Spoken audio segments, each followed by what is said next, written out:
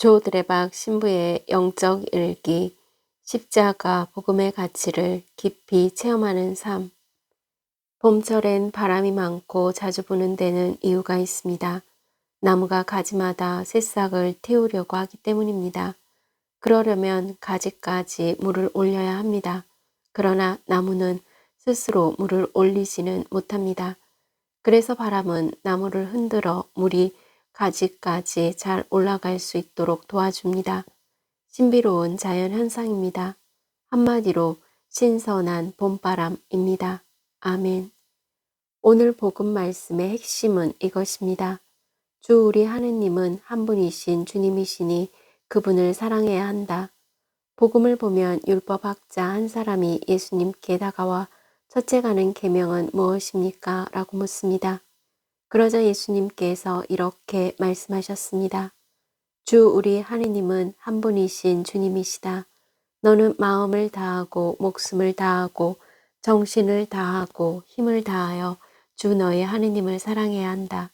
그리고 내 이웃을 너 자신처럼 사랑해야 한다.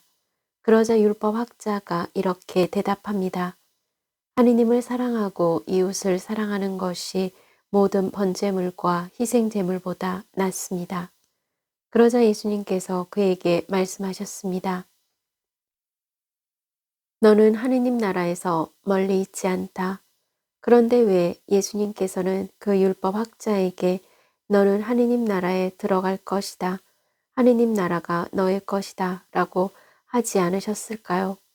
당시 율법학자들 대부분은 예수님을 하느님의 아드님으로 메시아로 받아들이지 않았습니다. 그래서 대부분 율법학자들이 예수님을 신성모독죄로 몰아가고 있을 때 그 율법학자는 하느님을 사랑하고 이웃을 사랑하고 하느님은 한 분이시고 주님이신 분으로 믿고 계명을 지키고 있었던 것입니다.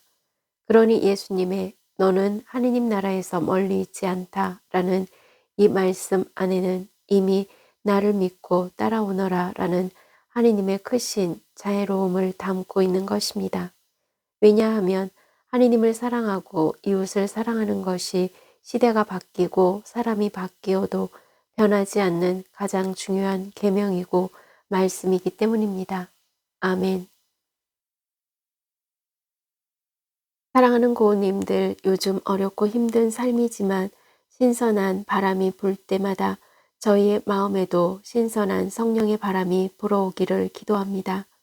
가시관 쓰신 십자가의 예수님을 바라보면서 드렸던 기도들, 잃었던 것이 다시 돌아와 품에 안기고 질병이라는 아픔으로 고통스러운 나날을 보내야 했던 몸과 마음이 회복되고 그리고 바라는 모든 것들이 회복되기를 바라는 변화하고픈 마음뿐이었습니다.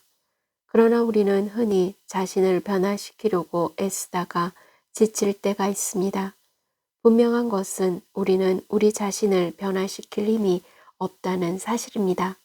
그래서 변화의 시작은 그 사실을 인정하는데 겸손히 인정하는 데서부터 출발합니다. 아무것도 염려하지 마십시오. 다만 십자가로만 구원을 받는다는 것, 그리고 십자가를 믿음으로만 구원받는다고 믿는 것입니다. 그리스도인으로서 고우님들은 이 십자가 복음의 가치를 깊이 체험하는 삶을 살아야 합니다. 그러니 먼저 하지 마십시오. 고우님들의 문제가 풀리지 않을 때 문제를 해결할 수 없음을 인정하고 성령의 도우심으로 십자가의 예수님께서 먼저 하시도록 문제를 가지고 나아가 기도하십시오. 그리고 두레박 신부의 중재 기도를 통해 주신 말씀을 붙들어 보십시오. 고우님들 그동안 매우 힘들었지요. 이제 문제를 주님께 맡기십시오. 고우님들 안에서 이미 선한 일을 시작하셨을 것입니다.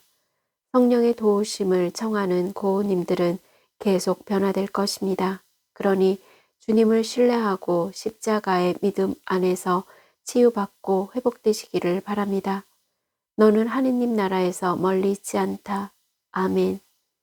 저두레 박사제도 먼저 십자가 복음의 가치를 깊이 깨달으면서 몸과 마음이 아픈 고우님들과 아픈 이들을 돌보는 고은님들 그리고 고은님들의 자녀에게 주님의 치유와 회복의 은총이 임하시기를 기도합니다. 아멘.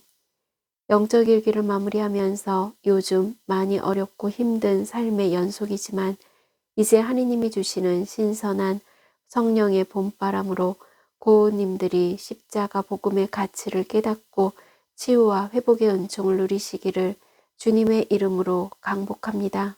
아멘.